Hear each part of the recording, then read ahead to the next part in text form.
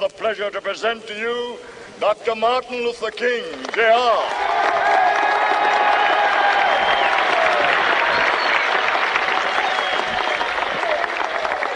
I am happy to join with you today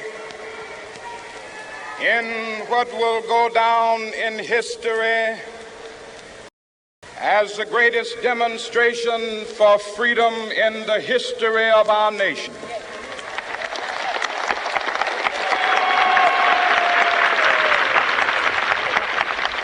Five score years ago,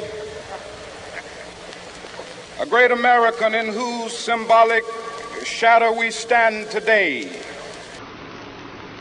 signed the Emancipation Proclamation.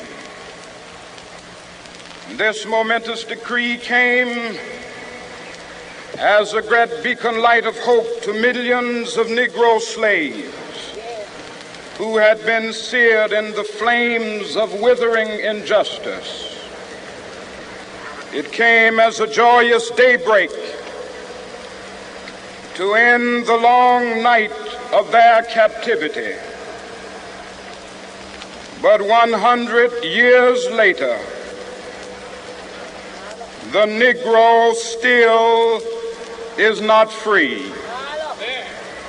100 years later, the life of the Negro is still sadly crippled by the manacles of segregation and the chains of discrimination. 100 years later, the Negro lives on a lonely island of poverty. I have a dream that one day this nation will rise up and live out the true meaning of its creed.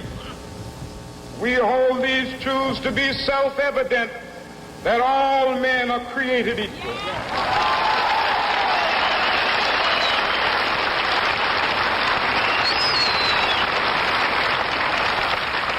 I have a dream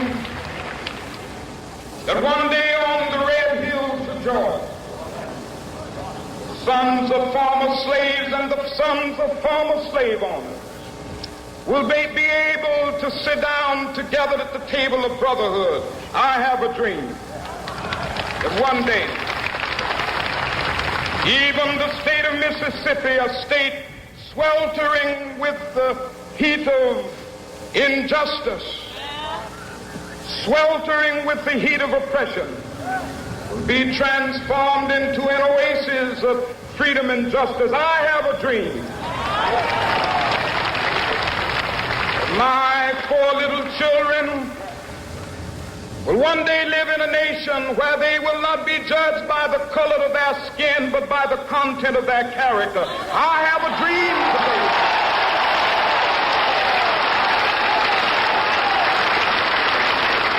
I have a dream that one day, down in Alabama, with its vicious racists, with its governor having his lips dripping with the words of interposition and nullification. One day right there in Alabama, little black boys and black girls will be able to join hands with little white boys and white girls as sisters and brothers. I have a dream today.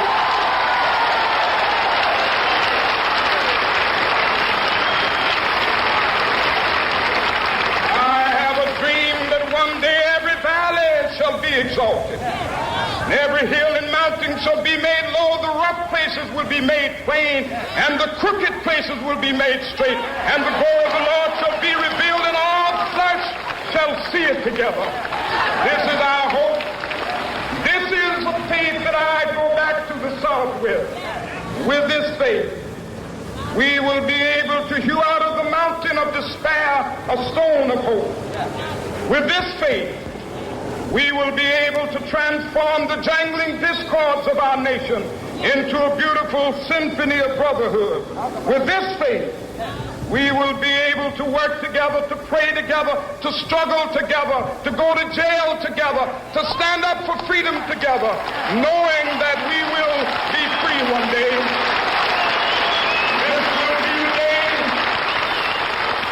This will be the day when all of God's children will be able to sing with new meaning, my country, 'tis of thee. Sweet land of liberty, of thee I sing. Land where my fathers died, land of the pilgrim's pride. From every mountainside, let freedom ring. And if America is to be a great nation, this must become true. And so let freedom ring. From the prodigious hilltops of New Hampshire, let freedom ring. From the mighty mountains of New York, let freedom ring. From the heightening Alleghenies of Pennsylvania, let freedom ring. From the snow-capped Rockies of Colorado, let freedom ring. From the curvaceous slopes of California. But not only that, let freedom ring from Stone Mountain of Georgia. Let freedom ring from Lookout Mountain of Tennessee. Let freedom ring from every hill and molehill of Mississippi, from every mountainside. Let freedom ring, and when they come up,